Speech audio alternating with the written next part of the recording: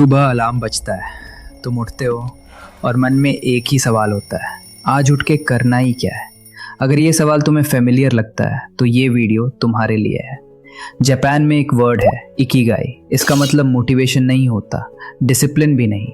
Ikigai का मतलब होता है सुबह उठने की वजह।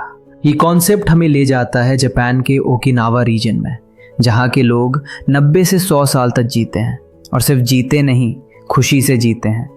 उनकी डाइट, एक्सरसाइज, सोशल कल्चर सब इम्पॉर्टेंट है, पर रिसर्चर्स कहते हैं सबसे बड़ा रीज़न कुछ और है, और वो है इकिगाई। इकिगाई 4 चीज़ों के बीच का बैलेंस है। पैशन, जो करने में तुम्हें मज़ा आए, प्रोफेशन, जो तुम्हें पैसा दे, वोकेशन, जो तुम अच्छे से कर सकते हो, मिशन, जिसकी दुनिया को ज़रूरत हो।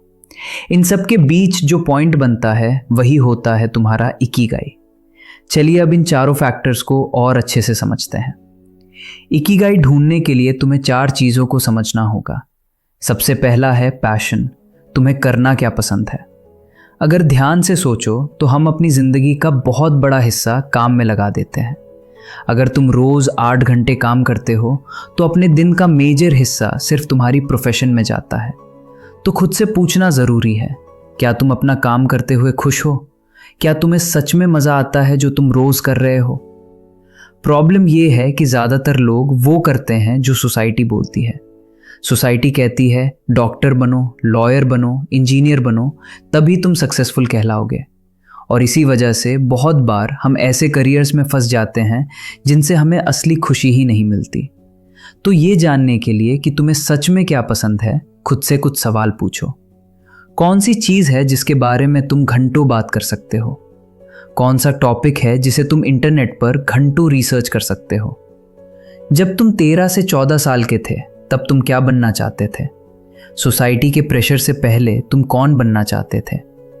इन सवालों के जवाब तुम्हें धीरे धीरे तुम्हारी असली डायरेक्शन दिखाने लगेंगे। दूसरा, मिशन, मतलब दुनिया को किस चीज़ की ज़रूरत है। इकिगाई सिर्फ वही चीज़ नहीं हो सकती जो सिर्फ तुम्हें अच्छी लगे पर दुनिया के किसी काम की ना हो। दुनिया की नीड्स टाइम के साथ चेंज होती रहती हैं, इसलिए ये समझना ज़रूरी है कि आज की दुनिया को क्या चाहिए। तीसरा, प्रोफेशन, मतलब किसी काम करने के लिए तुम्हें पैसा मिलता हो, लेकिन हो सकता है तुम किसी चीज़ से प्यार करते हो, पर अगर उससे लॉन्ग टर्म में पैसा ही नहीं मिलता तो ज़िंदगी चलाना मुश्किल हो जाता है। इसलिए इकिगाई का इकोनॉमिकली वायबल होना भी ज़रूरी है। और चौथा, वोकेशन, मतलब तुम किस चीज़ में नेचुरली अच्छे हो सकता है तुम कुछ करना चाहते हो पर तुम्हारी असली स्किल किसी और जगह हो। इकिगाई वही बनता है जहां तुम्हारी नेचुरल एबिलिटी हो, ताकि टाइम के साथ तुम उसमें मास्टर बन सको। और याद रखो, परफेक्ट होने का वेट मत करो, बस एक बेसिक स्किल से स्टार्ट करो और धीरे धीरे ग्रो करो।